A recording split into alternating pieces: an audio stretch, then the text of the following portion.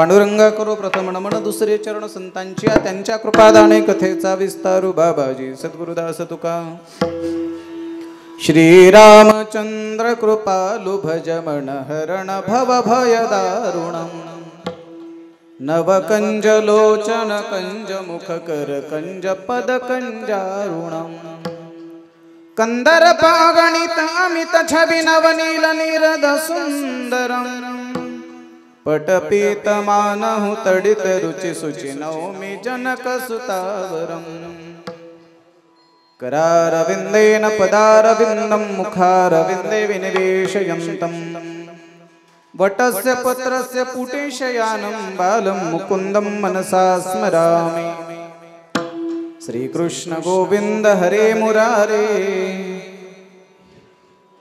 म्हणताय का म्हणा श्रीकृष्ण गोविंद हरे मुरारे हे नाथ नारायण वासुदेव जिभे पिबस्वामृतमेत देव गोविंद दामोदर माधवेति वंशे विभूषित करान्नवनीरदाभा पीतांबरादरुण बिंब फलाधरोष्ठा पूर्णेन्दु सुंदर मुखादरविंद नेत्रा कृष्णात् परम किमपि तत्त्वमहं न जाने विठ्ठल विठ्ठल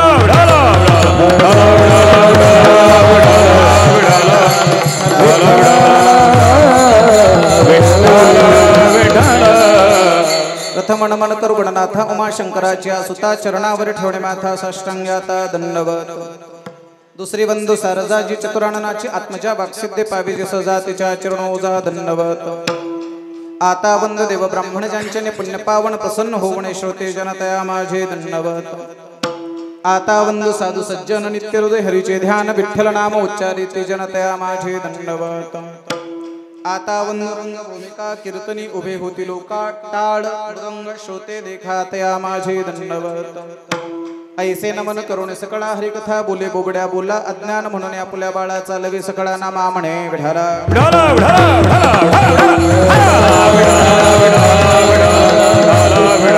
ओम नमो ज्ञानेश्वरा करुणा करा दयाळा तुमचा अनुग्रह लाधलो पावन झालो चराचरी नमो सद्गुरु तुकया ज्ञानदीपा नमो सद्गुरु सच्चिदानंद रूपा नमो सद्गुरु भक्त कल्याण मूर्ती नमो सद्गुरु भास्करा पूर्ण कीर्ती आत्मरूप गणेशु केली स्मरण होय सकळ विद्यांचे अधिकरण तेचे वंदो श्री चरण श्री गुरूंचे ते नमस्कारोणी आता आकल्प आयुष्य व्हावे तया कुळा माझी या सकळा हरीच्या दासा कल्पनेची बाधा न हो कवणे काळी ही संत मंडळी सुखी असो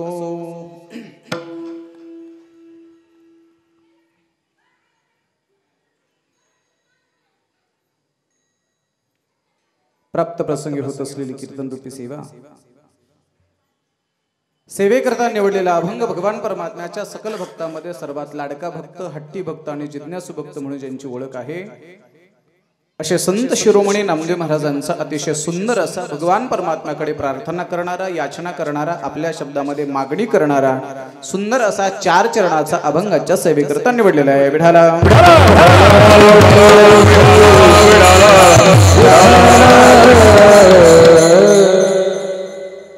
अभंगाचं चिंतन आपल्या पुढे ठेवण्यापूर्वी कार्यक्रमाविषयी अल्पसा परिहार द्यायचा असेल तो असा आपल्या सर्वांना माहिती आहे तरी सुद्धा कार्यक्रम किन निमित्ताने आहे केव्हापासून आहे हे माझ्यापेक्षा जास्त तुम्हाला चांगलं ठाऊक आहे जरी तुम्हाला ठाऊक असलं तरी मी सांगणार आहे याचं कारण असं आहे काही गोष्टी माणसाला माहीत असल्या तरी पुन्हा पुन्हा सांगायच्या असतात काही गोष्टी माहीत असल्या तरी सांगायच्या बोला ना असतात माणसाशी विचित्र आहेत ज्या गोष्टी सांगायला पाहिजे ते सांगत नाहीत ज्या गोष्टी नाही सांगायला पाहिजे त्याचा मात्र बोभाटा केल्याशिवाय एक वाक्य लक्षात ठेवा वाईट गोष्टी सांगून आपल्या वाणीचं पाप वाढवण्यापेक्षा चांगल्या गोष्टी सांगून आपल्या वाणीचं पुण्य वाढवा कार्यक्रमाचं निमित्त मला यासाठी सांगायचंय तुमचं मला ठाऊक नाही एवढा चांगला कार्यक्रम आपण करताय आणि त्या कार्यक्रमाचा उल्लेख जर माझ्या वाणीतून होत असेल तर माझ्याही वाणीचं काही थोडंसं पुण्य वाढेल म्हणून मी या कार्यक्रमाची प्रस्तावना करतोय निमित्त सांगतोय सुंदर अशी ही पवित्र आणि पावन अशी ही श्री क्षेत्र वळती नावाची भूमी तालुका रेणापूर जिल्हा लातूर काय झालं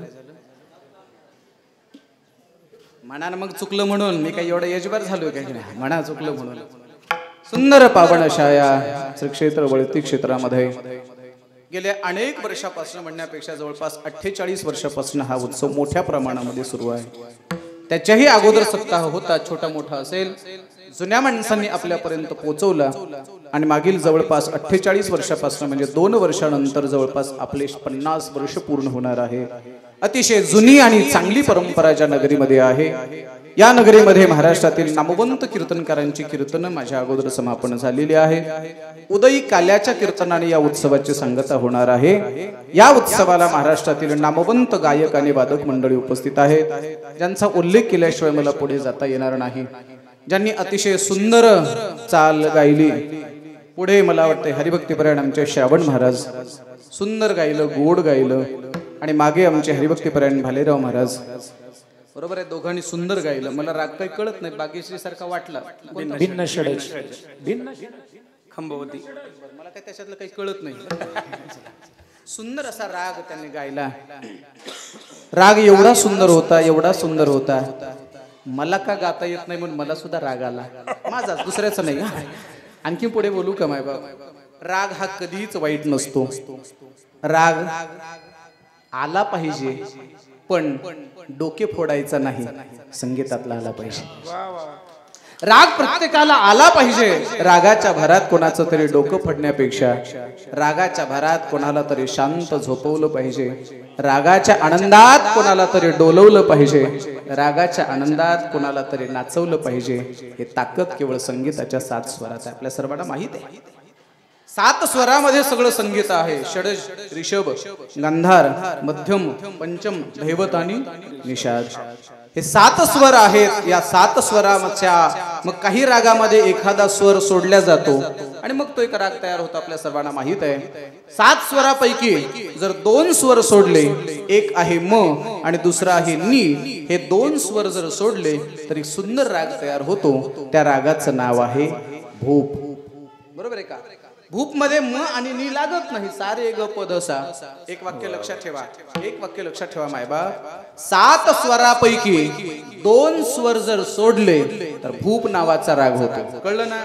7 स्वराने असं समजायचं नाही माझ्याशिवाय सप्ताह होत नाही, असा गुरमीचा आविर्भाव कधी आणायचा नाही. कळेल आपल्याला, सांगेन मी आपल्याला. 700 लोक जर गावात असतील, त्याच्यातल्या 200 लोकांनी जर पट्टी नाही दिली, समजायचं 5 स्वरांना घेऊन आमचा भूप राग तयार होतो, तर 500 लोकांना घेऊन सुद्धा आमचा सप्ताह उभा राहतो. पुढे ऐका बायबा, 2 स्वर जर सोडले तर भूप नावाचा राग तयार होतो. कधी कधी धर्म कार्य करत असताना सगळीच माणसं सहकार्य करतात असं नाही. विरोध करणारी माणसं 2 स्वरासारखी सोडा, भूप नावाचा राग तुमच्या जीवनामध्ये तयार होईल. आणखीन पुढे चला. सारे ग प ध सा या 5 स्वरापैकी ग ची उंची थोडीशी कमी करा. कळलं ना? उंची जर कमी केली तर शुद्ध गांधारच्या ऐवजी जर कोमल ग जर त्याच स्वरात लावला तर एक नवीन राग तयार होतो. त्या रागाचं नाव आहे शिवरंजन. मला काही कळत नाही बरं त्याच्यातलं. शिवरंजन नावाचा राग तयार होतो. ऐका मायबाप, ऐका हो. एखादा माणूस आमच्यामध्ये राहूनच आम्हाला जर आडवा येत असेल, आमच्यामध्ये राहून जर धर्म कार्याला आडवा येत असेल, तर त्याची थोडीशी उंची कमी करायची. शिवरंजन नावाचा राग तयार होतो. आणखी पुढे ऐका. हेच स्वर कायम ठेवले, ध ची उंची जर कमी केली आणि शुद्ध जर दैवत लावलं तर एक नवीन राग तयार होतो. त्या रागाचं नाव आहे भूपेश्री. आणखी पुढे सांगतो, हेच स्वर घ्या, फक्त वादी आणि संवादी मध्ये जर बदल केला, ग वादी केला तर भूप नावाचा राग होतो आणि ध वादी केला तर देशकार नावाचा राग तयार होतो. सुंदर, मी रागावरून पुढे गेलो बरं का, आता रागावरच आपलं कीर्तन होईल. सुंदर अशी चाल महाराजांनी गायली. दोघांनी सुंदर गायलं महाराज, दोघांनी सुंदर गायलं. श्रावण महाराजांनीही पुढे गायलं, भालेराव महाराजांनी मागे गायलं.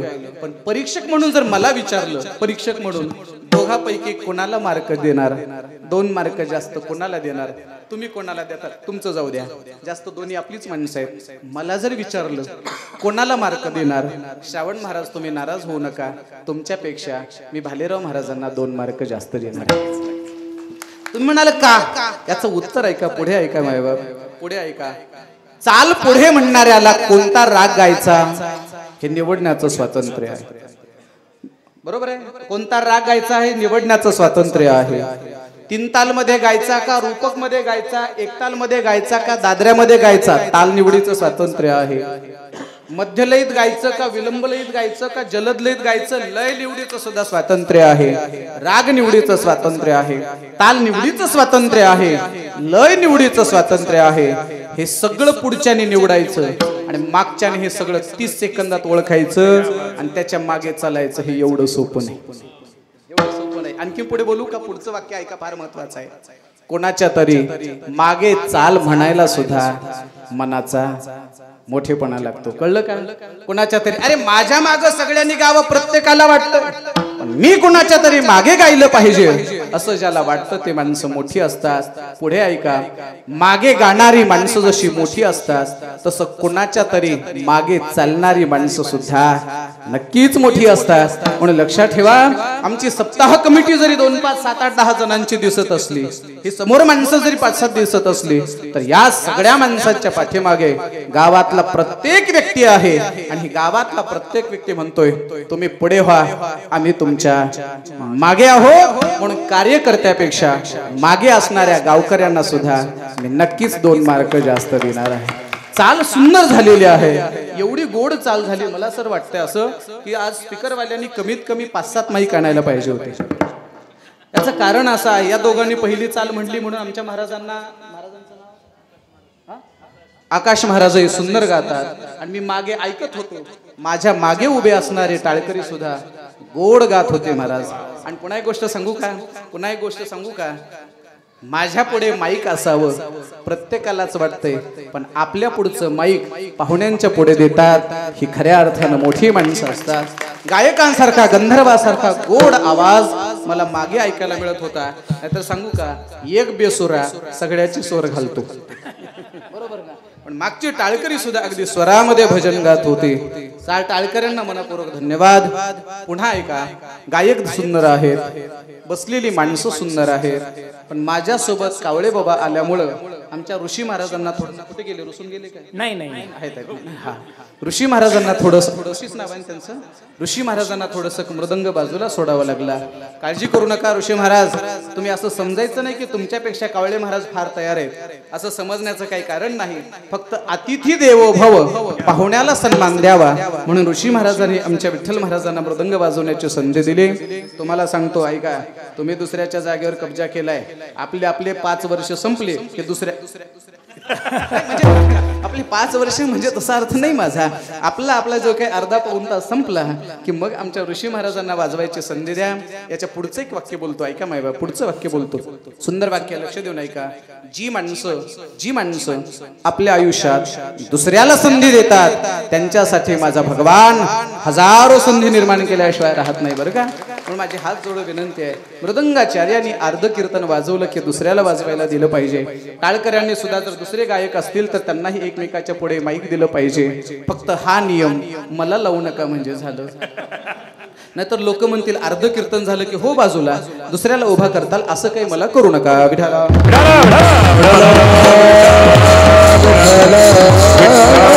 सुंदर अशा या वातावरणामध्ये अतिशय सुंदर वातावरण आहे. टाळकरी गोड आहे, मृदंगाचार्य सुंदर आहे. मृदंगाचार्य सुंदर मृदंग वाजवतायत. नुसता वाजवतच नाही तर ते अधूनमधून ते हातोडीनं ते त्याला हाणतात. ते का हाणतात मला काही कळत नाही.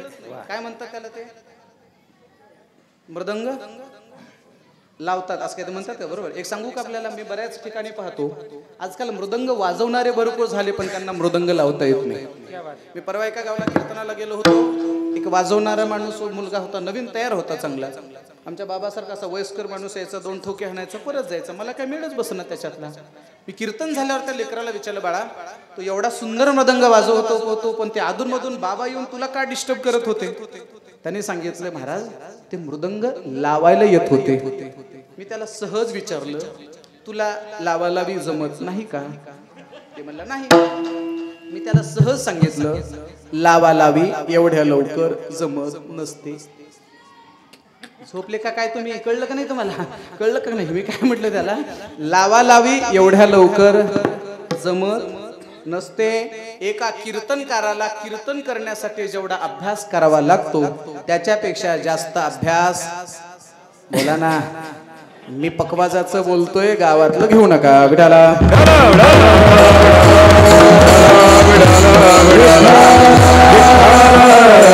सुंदर वातावरण आहे, टाळकरी गोड आहेत, गायक सुंदर आहेत, मृदंगाचार्य सुंदर आहेत, साऊंड सिस्टीम सुद्धा अतिशय सुंदर आहे. सुंदर आहे महाराज, गोड आहे. कारण हे बंदिस्त सभागृह असताना सुद्धा एवढा आवाज क्लिअर देणं हे साधी गोष्ट नाही. गोड सिस्टीम आहे, साऊंड सिस्टीम सुंदर आहेत, बसलेली माणसं सुंदर आहेत, अगदी सुंदर आहेत बरं का. तुम्ही सुद्धा सगळे असे सुंदर आहेत.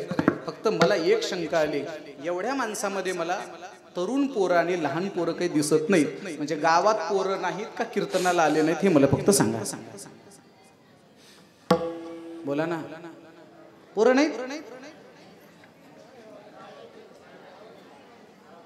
पोरं नाहीत का?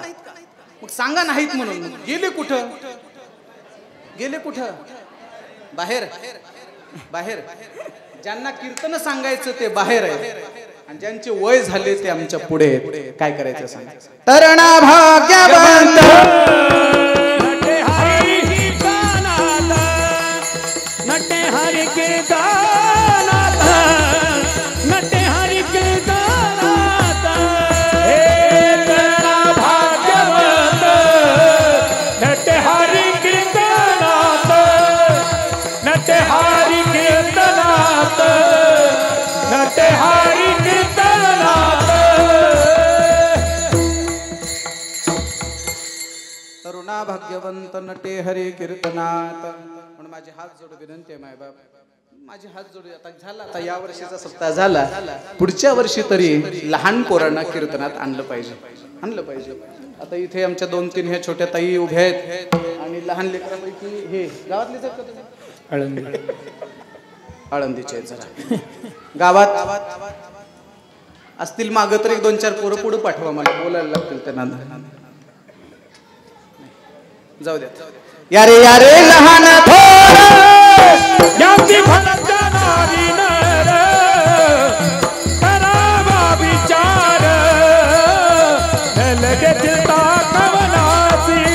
यारे यारे लहान थोर याती भक्त नारी नर, करावा विचार,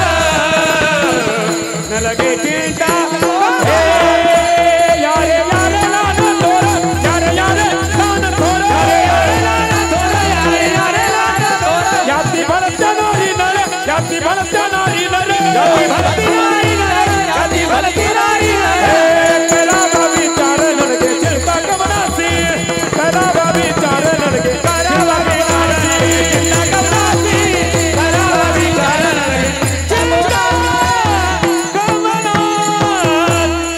लहान थोर सर्वांनी कीर्तनाला आलं पाहिजे.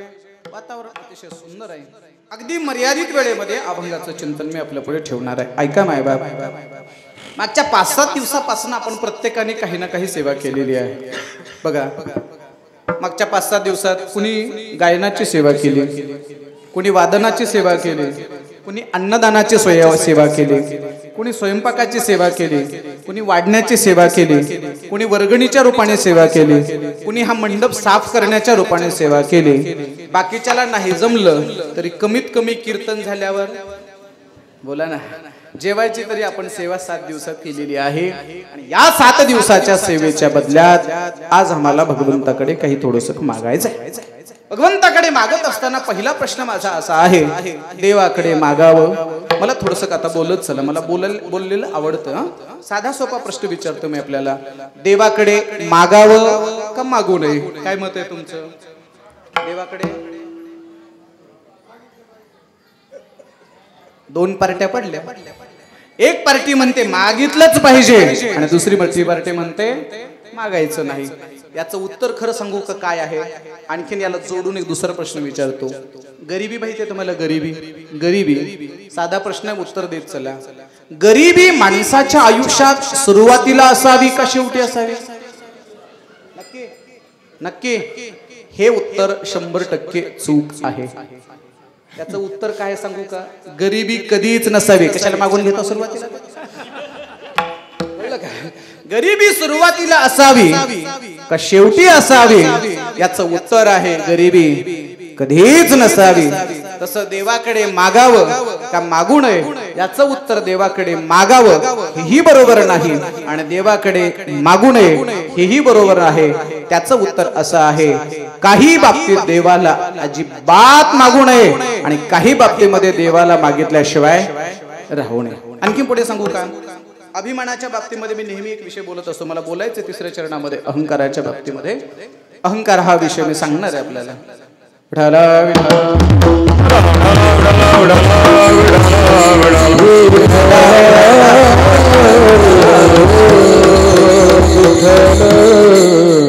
अहंकार अहंकार सहज आठवलं म्हणून सांगतो. सांगा माझ्या शब्दाचं उत्तर द्या. माणसाच्या जीवनामध्ये अहंकार अभिमान असावा का नसावा? बोला. अभिमान झोपले का काय? बोला ना. अभिमान नक्की नक्की. आता मी माझ्या प्रश्नाचे उत्तर द्या. मला 50 एकर जमीन आहे याचा अभिमान नसावा. माझ्या घरी 4 ट्रॅक्टर आहेत याचा अभिमान. माझ्याकडे 10 एकर ऊस आहे याचा अभिमान. पण मला ज्ञानेश्वरीच्या 50 उभ्या पाठ आहेत याचा अभिमान. आणखी पुढे आहे का? आणखी पुढे आहे का? माझा मुलगा 10वीच्या बोर्डात बोर्डातून पहिला आला याचा अभिमान असावा. माझा पोरगा 10वीच्या परीक्षेत 12वीच्या परीक्षेत बोर्डात पहिला आला, बापाला अभिमान असला पाहिजे. माझा मुलगा कीर्तनात सुंदर मृदंग वाजवतो याचा अभिमान असला पाहिजे. माझा मुलगा कीर्तनात टाळ घेऊन उभा राहतो, हे लेकरू हे किती हे लेकरू असं सुंदर नाचते, त्याच्या माईला बापाला किती अभिमान असं वाटत. माझं लेकरू कीर्तनात गातय याचा अभिमान. माझं लेकरू सकाळी सकाळी चहाच्या आधी पितय याचा. बोला ना बोला. कळलं ना कळलं ना. याचं सरळ सरळ उत्तर असं आहे, विधायक गोष्टीचा अभिमान असावा आणि विघातक गोष्टीचा अभिमान नसावा. लक्षात ठेवा, देवाकडे काही मागायचंच नाही आणि काही बाबतीमध्ये देवाकडे मागितल्याशिवाय आणि कणाला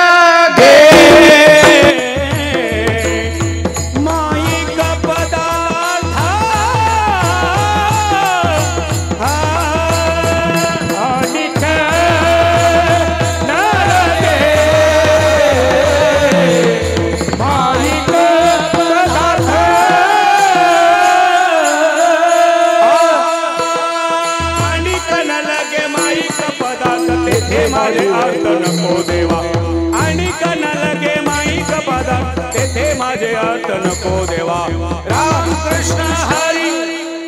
आणि कण लगे माईक पदार्थ तेथे माझे अर्थ नको देवा. आपण वेळ वाचवला पाहिजे. आता 2020चा जमाना आहे बरं का. लक्षात ठेवा, संप्रदायाच्या परंपरेला कुठंच खंड पडू द्यायचा नाही. पण कीर्तनामध्ये आपल्याला जेवढा वेळ मिळेल तेवढा वेळ आपण वाचवलाय पाहिजे. का? मला चांगलं ठाऊक आहे, माझ्या समोर बसलेले श्रोते जवळपास 50 वर्षाच्या पुढचे बरेच आहेत. कुणाला गुडघ्याचा त्रास आहे, कुणाला लघवीचा त्रास आहे, कुणाला कमरेचा त्रास आहे. म्हणून श्रोत्यांची मानसिकता बदलणार नाही, श्रोत्यांना कंटाळा येणार नाही एवढ्या वेळ आम्ही सुद्धा तुम्हाला त्रास देऊ नये. नाहीतर कधी कधी चांगलं कर्म करता करता पाप होण्याची शक्यता असते. म्हणून मी थोडासा वेळ वाचवला, क्षमा असावी. आणि कण लगे बघा, समचरण दृष्टी हा जो अभंग आहे तुकोबारांच्या गाथ्यातला पहिला अभंग आहे. पहिल्या चरणात तुकोबारांनी अपेक्षा केली आणि दुसऱ्या चरणामध्ये तुकोबारांनी नको म्हणून सांगितलं. पहिल्यांदा काय म्हणले? तुझ्या चरणाचं दर्शन दे, समचरण दृष्टी विटेवरी साजिरी, तेथे माझे हरी वृत्ती राहो. माझी वृत्ती तुझ्या चरणावर राहावी ही अपेक्षा व्यक्त केली, पण ती वृत्ती राहत असताना माईक पदार्थ मात्र मला नको आहे. म्हणजे एका गोष्टीचा स्वीकार, दुसऱ्या गोष्टीचा त्याग. सिद्धांतच असा आहे, जोपर्यंत काही ना काही त्याग आपल्या जीवनामध्ये घडत नाही तोपर्यंत चांगल्या गोष्टी आपल्या जीवनामध्ये येत नाही. आपल्या व्यवहारातलं ठरलेलं आहे, चांगलं मिळवायचं असेल वाईट सोडावं लागेल. हिंदीमध्ये याच अर्थाचं सुंदर वाक्य आहे, कुछ पाने के लिए कुछ खोना पडता है. एखाद्या स्त्रीला आई हा शब्द जर ऐकायचा असेल, आई हा शब्द ऐकणं एवढं सोपं आहे.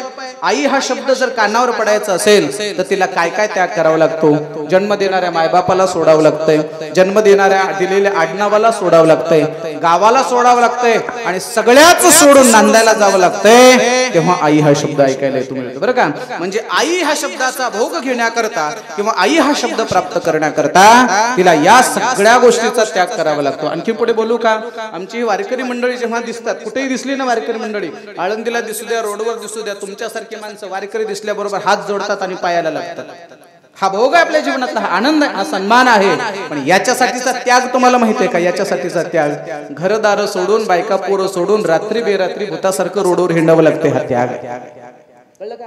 आणखी पुढे तुम्हाला काही बी खाता येते, काही पिता येते. आमच्या वारकऱ्यांना काही खाता येत नाही, काही पिता येत नाही. सगळ्या गोष्टीचा त्याग करावा लागतो. अर्थ असा आहे, काहीतरी सोडावं लागतंय तेव्हा काहीतरी मिळतंय. लक्षात ठेवा, देवाकडे सुद्धा काही नको म्हणता आलं पाहिजे. आणि काही नको म्हणत असताना मग देव म्हणतो, हे नको तर मग काय पाहिजे? हे नको ना तुला, मग काय पाहिजे? लक्षात ठेवा, देवाकडे कधीच काही मागायचं नाही. त्याच्या पुढचं वाक्य बोलतो, देवाकडे मागायचं नाही, पण हक्काने देवाकडे मागितल्याशिवाय हेच देवा पै मागत, हेच देवा पै मागत, हेच देवा पै मागत, हेच देवा पै मागत, हे चरण सेवा अखंड चरण सेवा अखंडित, वास द्यावा पंढरीचा, वास द्यावा पंढरीचा, वास द्यावा पंढरीचा, वास द्यावा पंढरीचा,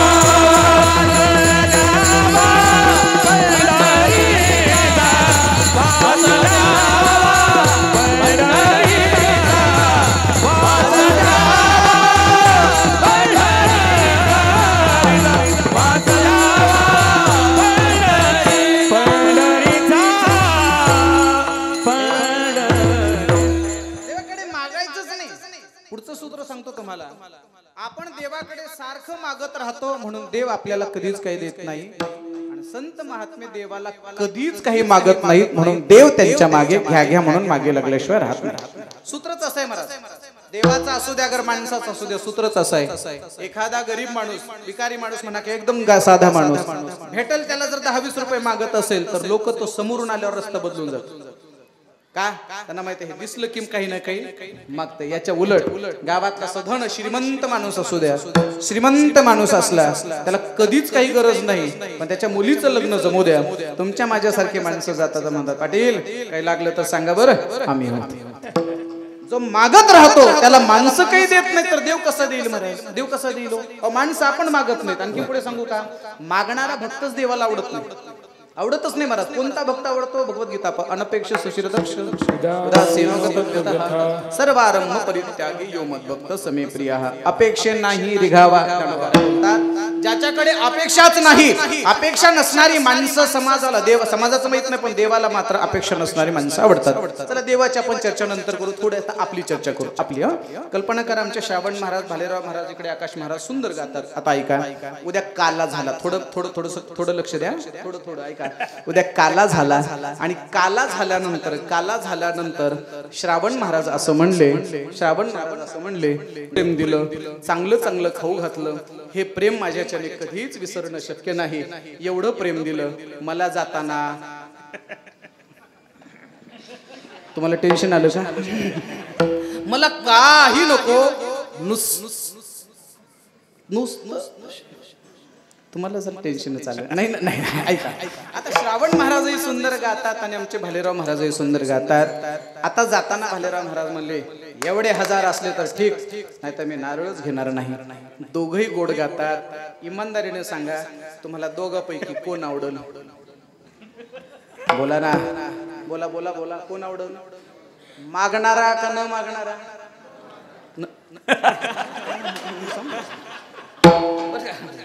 चला आता त्यांचं सोडून द्या, आता माझ्याकडे येतो. आमच्याकडे जरा बरं वाटते लोकांना. रात्रीचे कीर्तनकार आमचे बोराडे बाबा होते. रात्रीचे कीर्तनकार असं म्हणाले, समजा ते काय संन्यासी बाबा आहेत, ते काय ब्रह्मचारी, त्याच्यामुळे लेकरं बाळ मागणं पुढं फुफुटा उडत. आम्ही गृहस्थी माणसं. समजा रात्री बोराडे महाराज म्हणले, मला काही नको. मी म्हणलो, एवढे असले तरच जमते. इमानदारीने सांगा, तुम्हाला कोण आवडल? माझ्या समोर मी आहे तर म्हणा ना, तो आवडतो म्हणून. कळलं का? पुढचं वाक्य ऐका. मागणारा गायक समाजाला आवडत नाही, मागणारा कीर्तनकार सुद्धा समाजाला आवडत नाही. पुढचा ऐका. 2 लेकरं आहेत तुमची. तुम्ही इथल्या जवळच्या खेडच्या म्हणाच्या कुठल्या तरी बाजारला गेला. जाता जाता थोरलं पोरगं म्हणलं, बाबा माझा कंपास बी हरवलाय, माझा पेन संपलाय, माझी वही संपली, सॉक्स फाटलेत, बुटे जुना झालाय, शाळेचा युनिफॉर्म मला आवडत नाही, हा ड्रेस आणा, हे आणा, ते आणा. 10-20 वस्तूची यादी त्या लेकरांनी करून दिली आणि तुम्ही बाजारला निघालात. थोडस पुढे गेलं की तुमचा धाकटा मुलगा समोर आला. त्याला बापाने विचारले, सांग रे बाळा तुला काय आणायचं? पोरगं काय म्हणतो माहितीये का? बाबा काही नका आणू, तुम्ही फक्त लवकर या, मला तुमच्या ताटात जेवायचं. ऐकताय ना तुम्ही?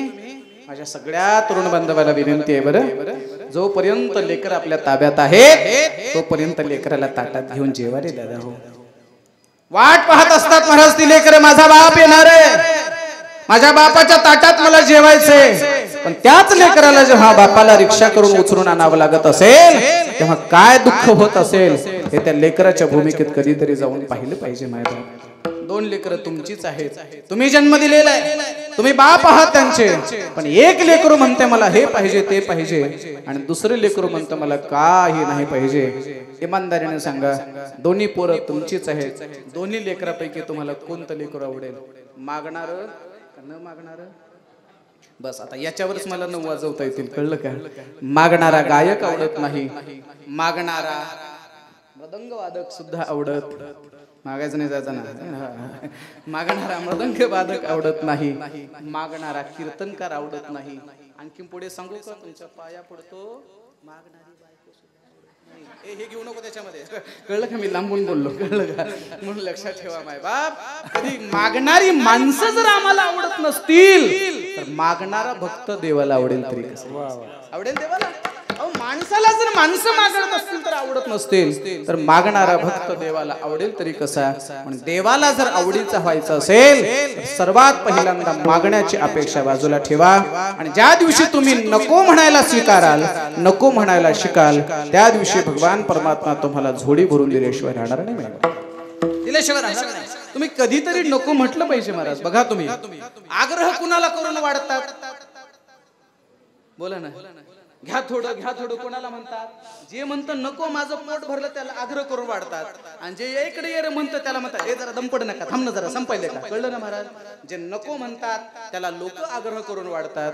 तसं जी माणसं देवाकडे आम्हाला काहीच नको म्हणतात त्यांना भगवान परमात्मा काहीतरी घ्या म्हणून आग्रह केल्याशिवाय राहत नाही. देव नामदेवरायांना आग्रह करायला लागले, नामा अरे रात्रंदिवस गावागावात फिरतो रे, माझा प्रचार प्रसार करतो, कधीच एखादी फाईल सुद्धा माझ्याकडे पाठवली नाही. कधी रस्त्याचं काम नाही, जरा तिकडे गेलो का आपण, कधी हे मागितलं नाही, कधी ते मागितलं नाही, काही एखादी फाईल दाखल कर, अरे काहीतरी माग. नामदेव महाराजांनी सांगितलं, खरं सांगू का देवा, काहीही न मागता सेवा करत राहणं ही आमची नाही. काही मागणं है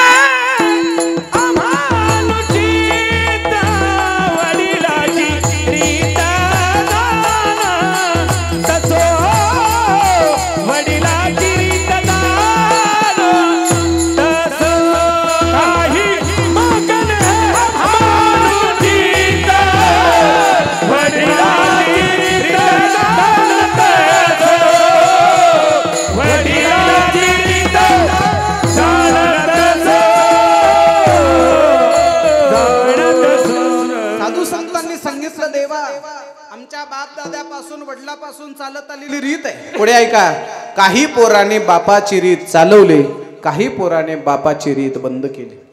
तुमच्या पाया पडतो गड्या माझ्या तरुण बांधवाने, ऐका. तुमच्या घरात जर पंढरपूरची वारी असेल, आजोबांनी चालवत आली, पुढे वडिलापर्यंत आली, तुम्ही सुद्धा ती वारी पुढे चालू ठेवली पाहिजे.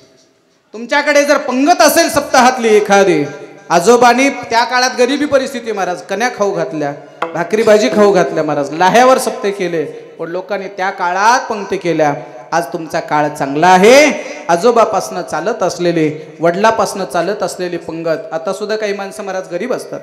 गावातले काही कार्यकर्ते म्हणतात, अरे आपल्या गावचं गाव जेवण म्हणजे एवढ्या लोकांचा स्वयंपाक, पैसे जास्त लागतात, राहू दे पंगत. ते म्हणतात नाही, माझ्या बापाने पंगत चालू ठेवले, मी मोलमजुरी करेन, कष्ट करेन, पण सप्ताहाची पंगत केल्याशिवाय राहणार नाही. माझ्या वडिलांची विनंती का देवा, तुझी चरण सेवा पांडुरंग.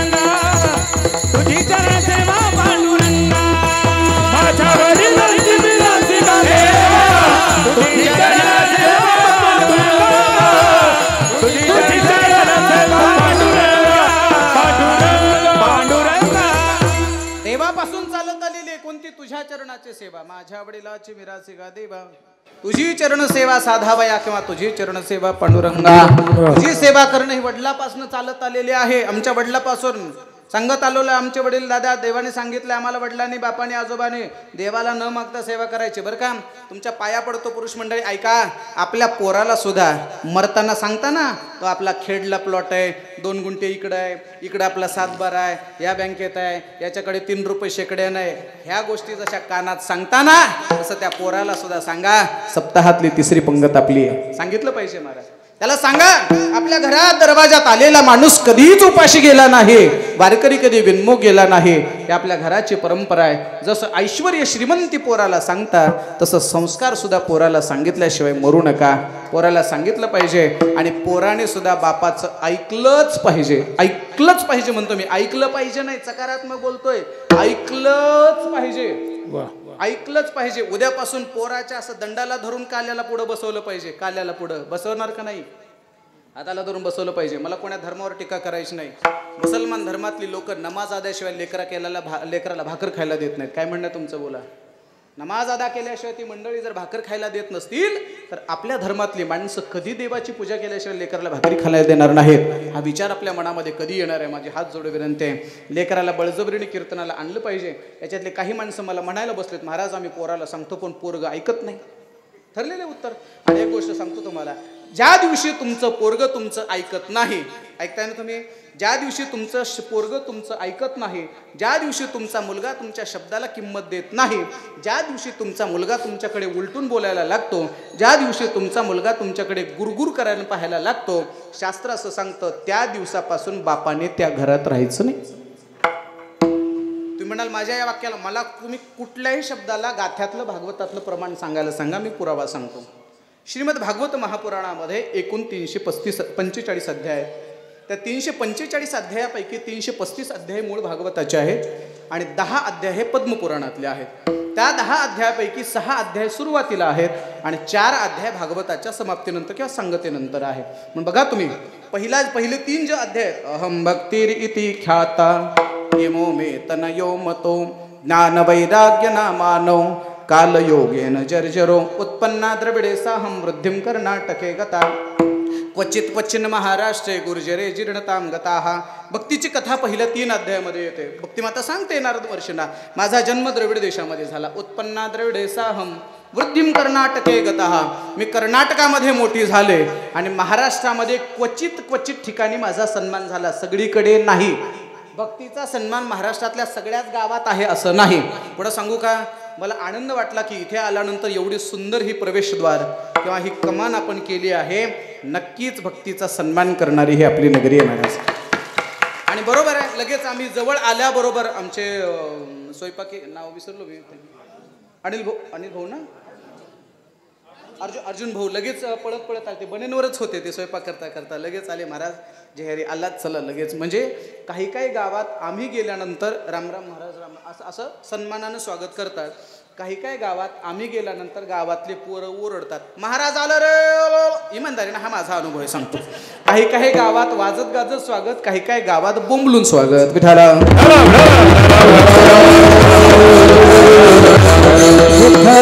ते माता नारद महर्षींना सांगताय, क्वचित क्वचिन महाराष्ट्र गुर्जरे जीर्णताम गताहा. मी गुजरातमध्ये म्हातारी झाले. याचं वर्णन आहे पहिल्या 3 अध्यायामध्ये. म्हणून बघा तुम्ही, 3 अध्याय जेव्हा संपतात तेव्हा इथे भक्ती कष्ट निवर्तनो नाम पद्मपुराणे उत्तरखंडे भक्ती कष्ट निवर्तनो नाम तृतीयोध्याय. हा म्हणजे पद्मपुराणातल्या उत्तरखंडातले 3 अध्याय भागवताच्या सुरुवातीला. नंतर 3 अध्याय संपले की 4थ्या आणि 5व्या अध्यायामध्ये गोकर्ण आख्यान आहे. तुंगभद्रा नदीच्या किनाऱ्यावरती आत्मदेव नावाचा ब्राह्मण आहे. आत्मदेवाची पत्नी धुंदली, त्यांना 2 पुत्र झाले. एकाचं नाव आहे धुंदुकारी आणि दुसऱ्याचं नाव आहे गोकर्ण. धुंदुकारी अधर्माने वागणारा होता, गोकर्ण धर्माने वागणारा होता. आता लक्ष द्या माझ्याकडे. हळूहळू थोडासा मोठा व्हायला लागला. धुंदुकारी 5 वेश्यांच्या मागे लागला. 5 वेश्यांच्या अर्थात 5 विषयांच्या मागे लागला.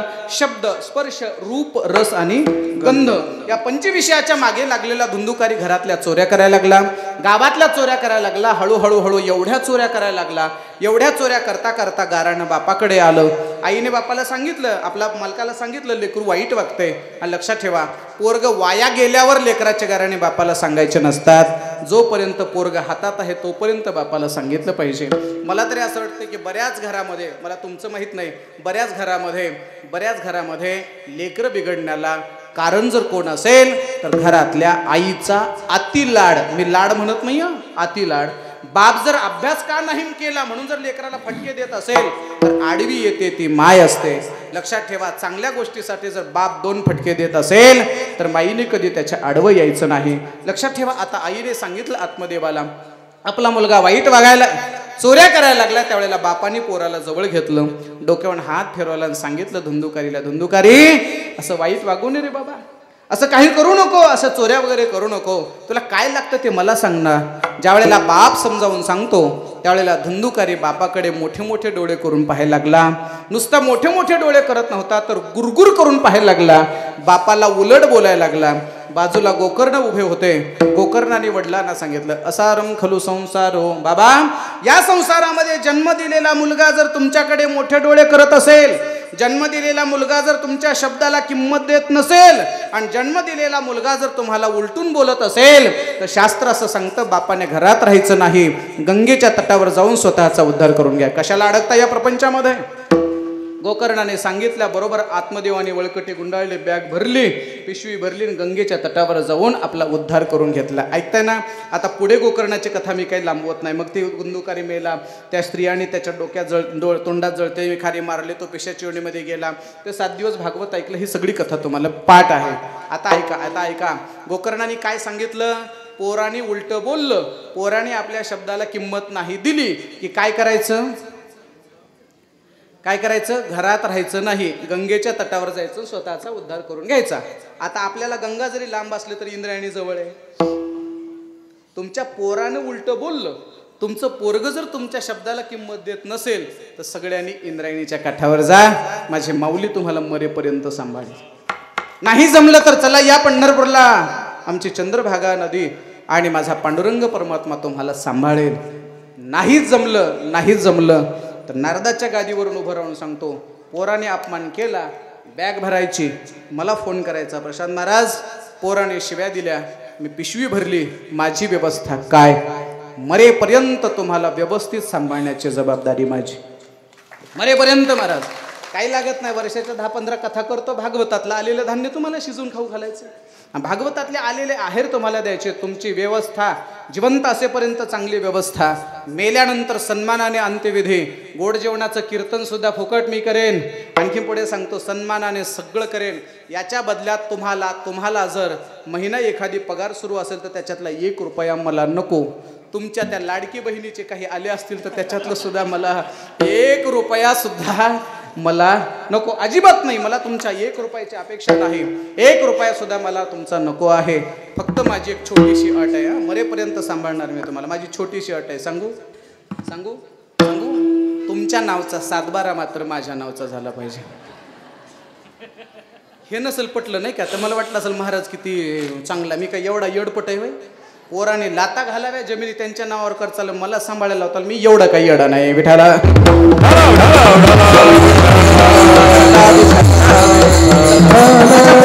लक्ष द्या, बोलण्याकडे लक्ष द्या. पोरांना समोर आणून बसवलं पाहिजे महाराज. पोरांना सांगितलं पाहिजे, अरे पंढरीची वारी आहे. पोरांना सांगितलं पाहिजे, आपल्या घरात देव्हाऱ्याच्या बाजूला ज्ञानेश्वरी आहे, गाथा आहे. दररोज नाही जमलं किमान एकादशी दिवशी तरी 5 वेळा उघडून वाचत जा, गाथ्यातले अभंग वाचत जा, हे पोरांना सांगितलं पाहिजे.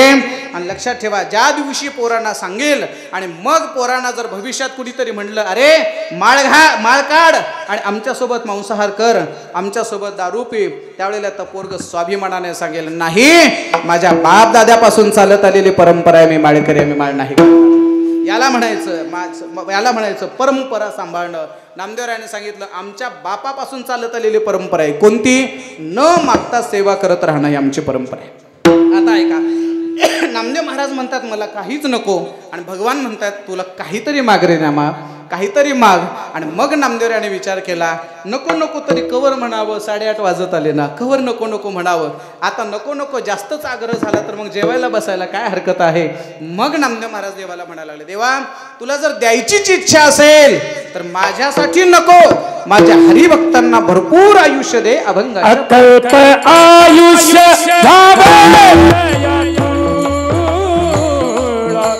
अकल्प आयुष्य भावे दया कुळा हो.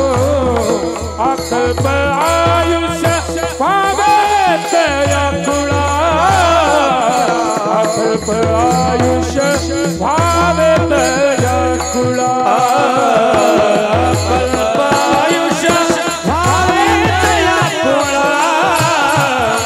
अकल्प आयुष्य भावे दया कुळा.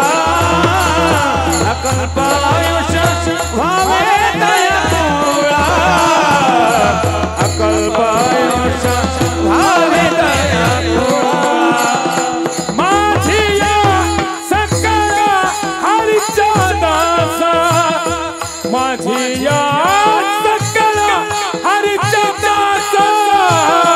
माझिया सकळ हरीचा दासा. माझिया सकळ हरीचा दासा. माझिया सकळ हरीचा दासा. कल्पनेची बाधा न हो कवडका.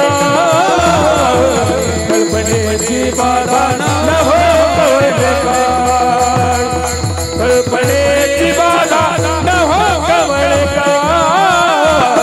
कल्पनेची बाधा न हो कवडका. आयुष्याची कल्पना करता येणार नाही असं अकल्पनीय दोन्ही शब्दाचा विचार करून आपल्याला पुढे जायचं. थोडं लक्ष द्या. का बरं नामदेव महाराज म्हणले असतील हरिभक्तांना चांगल्या माणसाला जास्त आयुष्य दे? याचं कारण असं आहे, नामदेव महाराजांनी जेव्हा समाजातल्या बऱ्याच गोष्टी पाहिल्या तेव्हा समाजातल्या बऱ्याच गोष्टी पाहिल्यानंतर नामदेवरायांच्या लक्षात आलं ज्या गोष्टी चांगल्या आहेत त्या गोष्टी जास्त दिवस टिकत नाहीत आणि ज्या गोष्टी वाईट आहेत त्या गोष्टी लवकर नष्ट होत नाहीत. मी एक दोन उदाहरणं आपल्या पुढे ठेवतो मग पुढे चालतो. पुढे ऐका. दूध माहिती आहे तुम्हाला? दूध माहिती आहे का नाही? बोला ना, बोला. दूध माहिती आहे ना? दूध माहिती आहे बाळांनो तुम्हाला? दूध माहिती आहे? किती दिवस राहतं?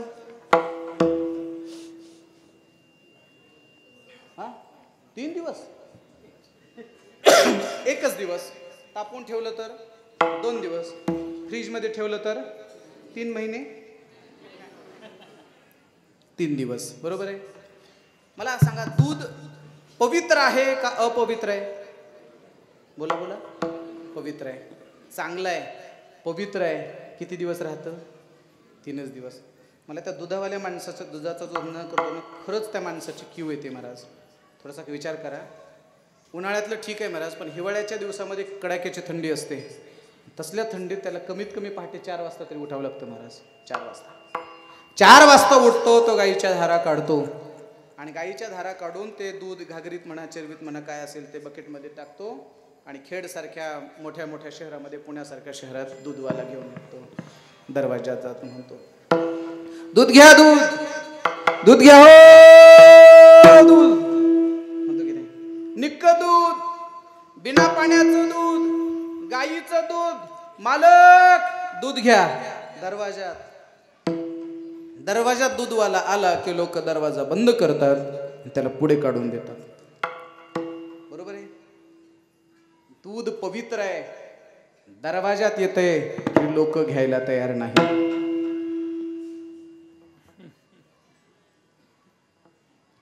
तुम्हाला कळलं का नाही? असं नाही गड्या, जरा तुम्ही पुण्याकडचे लोक आहे, जरा मला तुमची अपेक्षा आहे.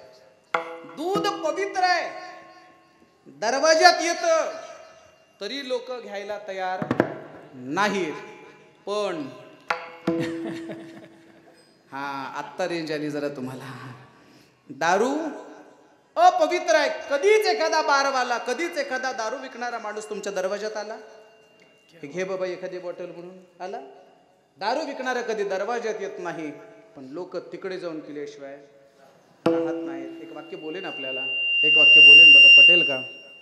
ज्या दिवशी, ऐका, ज्या दिवशी दारोदार फिरणार दूध एका जाग्यावर थांबेल आणि दुधाला घेण्यासाठी अशा किलोमीटरच्या रांगा लागतील आणि कोपऱ्यात असणाऱ्या दारूच्या दुकानात जाणारी रांग बंद होईल आणि दारूवाला दरवाजात येऊन दारू विकायला लागेल. पण एकही माणूस जेव्हा त्या दारूचा स्वीकार करणार नाही त्या दिवशी या महाराष्ट्रातली सगळी कीर्तन आणि प्रवचन बंद झाली तरी चालतील. पुन्हा कोणाला कीर्तन सांगायचे, कोणा प्रबोधन करायचंय? लक्षात ठेवा, दूध पवित्र आहे, 2-3-4 दिवसाच्या वर टिकत नाही.